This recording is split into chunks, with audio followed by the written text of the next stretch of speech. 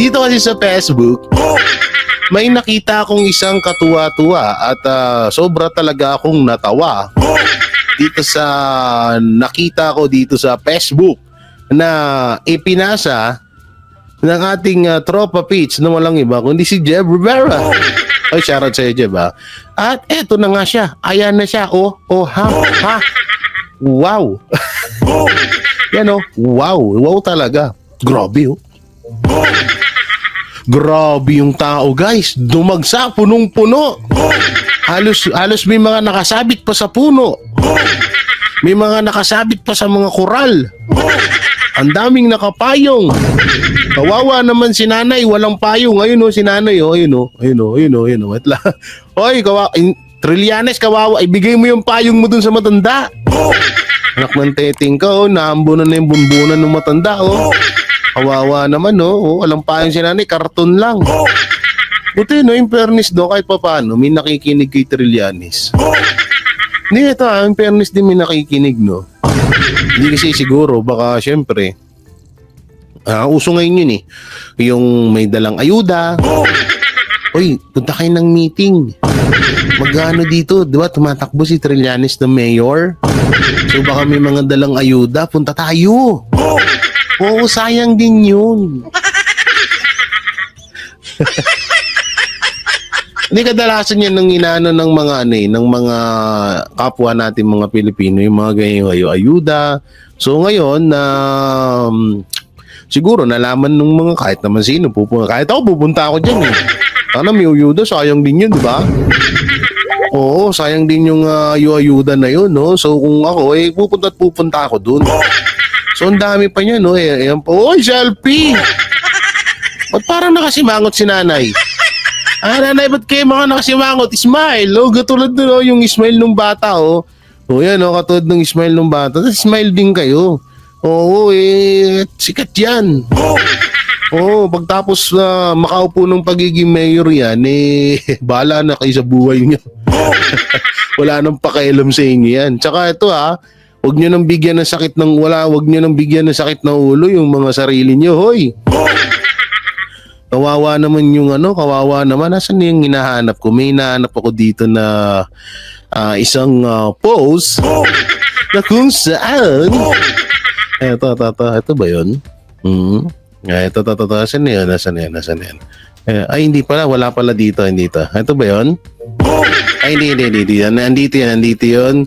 Kay Charlie yan. Nandito yan. Yan. Ito yun, oh. Ito ang post ng isang, basahin natin. Rodante, Marcoleta News. Yan. Nalunod na sa utang, pahayag ni Kong Marcoleta tungkol sa korupsyon. Binatikos ni Kong Marcoleta, Rodante Marcoleta, ang patuloy na korupsyon sa bansa at ang malaking kakulangan sa pondo. Ayon sa kanya, gumastos ang Pilipinas ng 15.8 billion araw-araw. Ngunit kumita lamang ng 11.7 billion dahil upang umutang ng 4.1 billion kada araw. Dagdag niya pa, hindi dapat puro ayuda ang tutok ng Kongreso, kundi ang pagsugpo sa korupsyon at pag-ayos ng ekonomiya. Ibigay ng ibigay sa akap-akap. Dito akap, doon puro akap. Hindi po yan ang gawain ng House of Representative ika ni Kong Rodante Marcoleta. Grabe, no? Alam mo natin, no? Hindi natin maano sa isip natin na may mga ganun pala kalaki ang pera ng Pilipinas. Ba't hindi natin nararamdaman? Dito nga sa amin, ultimong kalsada, butas-butas na eh. Oo, daig pa yung mukha ni daig pa yung mukha ni Paduano eh. Oo, no? So wala, puro ayuda, wala talagang mangyayari sa atin yan. O kaya itong sinabi ni Kong Marcoleta, talagang the best talaga, kaya iboboto ko yan, iboto natin yun, Kong Marcoleta. Samantalang, Papunta naman tayo dito sa mga sinasabi mapatungkol sa kasong ito. So, eto na nga. Ngayon, ibalita natin ano na ba nangyayari dyan sa asa na impeachment. Ito, pag-usapan natin. 3 araw na plenary sessions na lang mayroon ng Kamara bago ang December holiday break sa December 21. Kaya magkakaalaman na sa kahihinatnan ng nakabingbing 3 araw na lang. Okay? So, makikita natin yan Monday, Tuesday, Wednesday after ng Christmas break na. Pag walang nangyari, sa Lunes, sa Martes at sa Miyerkules, malabo na yung impeachment na yan. impeachment complaints laban kay Vice President Sara Duterte sa House of Representatives. Ayon kay House Deputy Minority Leader, ACT Teachers Party List Representative Franz Castro, nakakuha na sila ng mahigit 10 pledges. Meron na silang 10 pledges. Ang kailangan nila 106 na pirma. Pirma, ha? Pledges lang ang nakuha nila. Ibig sabihin, may sige, pipirma ako dyan. Pero wala pang actual na pirma. Ha? Kaya Castro, bumili ka muna ng suka. Huwag kang pakatiwala dyan sa mga politiko na yan. Huwag kang pakatiwala dyan. Politiko yan katulad mo. Naninimbang yan. Marami dyan, re-electionist pa. Naninimbang yan. Alam nila malakas ang Duterte. Kasi puro pledges yan. Nag-aantay-antayan din yan. Politiko yan eh. Hindi ka tanga, Castro, sa tingin ko lang. Sa tingin ko lang naman, baka tanga ka rin. Pero sa tingin ko hindi. Pero huwag ka magtanga-tangahan. Niloloko ka lang yung mga pledges na yan. Pero gayon pa man, walang pumipirma. Nakakatawa ka, Castro. Ay, nako. Susuportahan ng impeachment resolution na isinunod. Asa na pirma mo? Raul Manuel, Brosas, Castro. Asan ang pirma? Nga. Nga. 10 pledges lang. Siyempre, kahit ako congressman, kaibigan mo ako. Halimbawa, kaibigan mo ako. Uy, pirmahan mo to. Basta. Garantisado yan, pipirma ko. Politiko eh. Sulong ng Makabayan Block. Sa gitna rin ito ng usap-usapang may nagbabalak pang maghain ng ikatlong impeachment complaint. Yan yung palusot nila, alam mo ba? Alam nyo ba yan? Merong first complaint, merong second impeachment complaint. Tapos yung iba, kunwari, ayaw munang pumirma kasi inaantay yung pangatlo. Yan, ang palusot nila para wag silang magbukang tanga. Wag silang kahiya-hiya. Kasi sa totoo lang, ayaw nilang pirmahan yan. Hindi naman nila babasahin yung complaint na yan eh. That is political in nature. Kalokohan. Niloloko nyo ang taong bayan. Kung maraming pipirma dyan at babango kayo sa taong bayan kapag pumirma kayo, sigurado nag-uunahan pa kayo pumirma.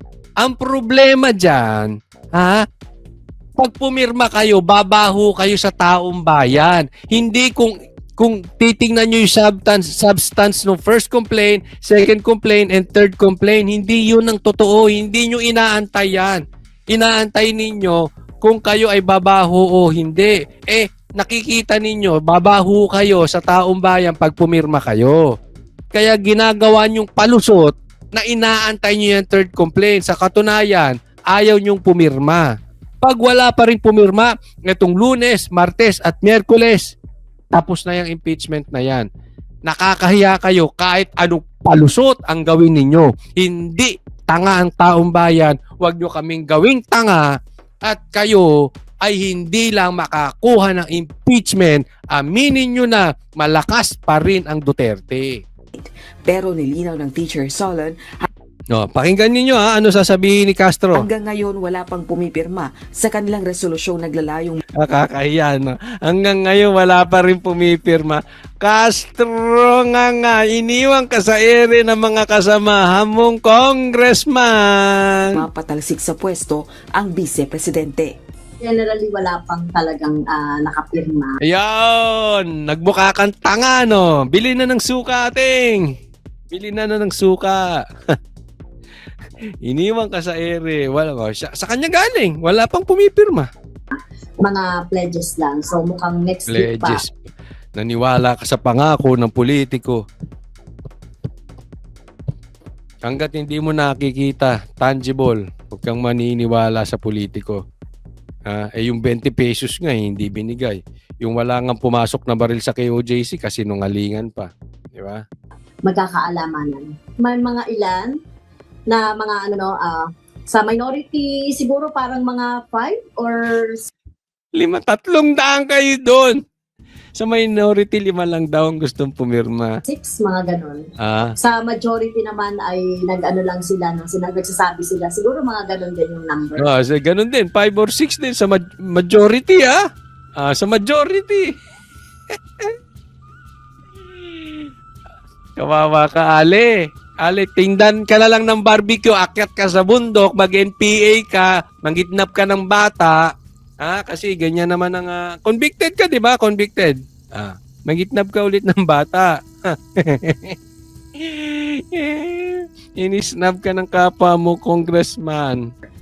Itinanggi naman ni House Quadruple Committee Overall Chairperson Representative Robert Ace Barbers na naghihintay sila ng kumpas ni Speaker Martin Romualdez kaugnay ng impeachment issue. Isang senior member ng Nationalista Party, si Congressman Barbers. Sinungaling din tong mama na to. No? Sinungaling. Sabi niya, hindi totoong nag-aantay kami ng kumpas ni Tamba. Hindi. Mamaya, kinumpasan kayo, sabihin niya, pumirma kayo, baka nagkukumahog kayo dyan pumirma. Huwag nga kami. Yung ginagawa nyo sa kamera, yung ginagawa nyo pag-iimbestiga sa Quadcom kay Sara Duterte, walang kumpas ng speaker nyo. Talaga bang ginagawa nyong tangang taong bayan? Yung pag-iimbestiga nyo ng EJK ni PRRD, walang kumpas ni Tamba? Talaga napakababaw ng tingin mo sa Pilipino. Ginagawa nyo kami talagang tanga. Ngayon, papalusot ka na naman. Well, hindi mo inaantay ang kumpas ni pare-parehas kayo, walang pumirma. Mamaya, sabay-sabay kayong pumirma. Di ba? Halatang may kumukumpas sa inyo. Wag na nga tayong maglokohan. Please lang, wag nyong gawing tanga mga Pilipino. Kaya nagagalit mga Pilipino sa inyo eh. Gusto ko lang matanong, naniniwala ba kayo sa sinasabi nito si Barbers? Na hindi sila nag-aantay ng kumpas ni Tambaluslos? Sige, ilagay nyo dyan sa comment section na. Pakilagay nyo dyan. Ay, naku, kung kayo naniniwala dito kay Barbers na ito. Magdidemanda pa raw to sa vloggers eh. Naku, tinira natin. Baka mamaya, pikon pala ito. Pikon pala. Baka magdemanda. Anyway, wag pong kakalimutan doon sa mga hindi ko pa po subscribers, subscribe po kayo dito. Coach Oli News PH, wag pong kakalimutan. I-like nyo rin po. Napaka-importante pag nilike nyo tong video na to. Maraming salamat po. Kita-kita po tayo ulit. Para sa Diyos at Pilipinas ko mahal, Coach Oli po. God bless everyone.